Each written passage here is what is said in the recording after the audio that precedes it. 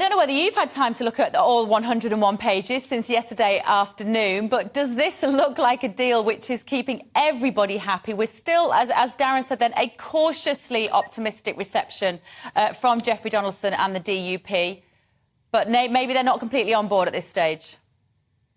Yes, well, good morning. I've been burning the midnight oil looking at the minutiae of this framework.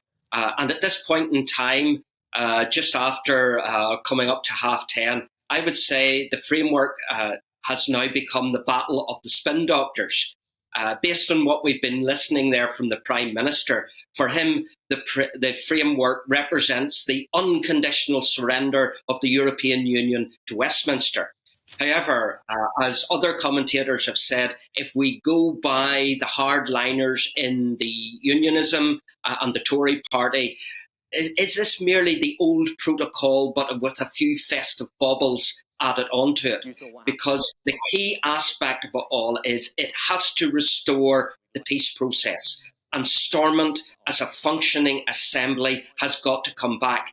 If it doesn't, then basically what we're looking at is no more than Sunak's soggy sausage deal. And we don't want that. But let's look positive here.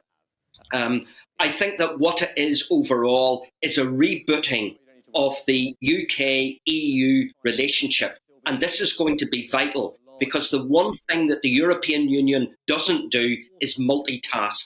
And as the Prime Minister recently alluded to there, we still have the problem of Russia and Putin in the Ukraine.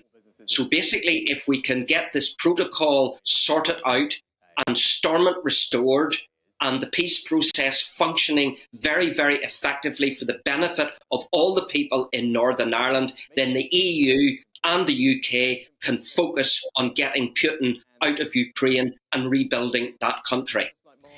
This is the reason why I suppose there is, as the Prime Minister says, this 3% or what you might call minimum necessary, I think is the phrase he's used to describe EU law still relating to Northern Ireland. You have to give the EU something. In other words, Sunak is helping to bail out the EU because if it is seen as a complete whitewash, if it is seen as a complete, as I've said earlier on, the unconditional surrender of the EU, well, you've got Eurosceptic lobbies in other countries, and they might be saying in Poland, in Italy, and in Hungary, we want our own framework. And that's the big danger that the EU has to avoid. John, what if the DUP, if Jeffrey Donaldson does conclude that, as you call it, it's Sunak's soggy sausage deal, and they won't go back to Stormont and re-establish the assembly there, what happens then? Well, the onus is then on unionism. Does it have an alternative? We're almost back to a situation of 1974, when the Ulster Workers' Council strike pulled down the Sunningdale executive.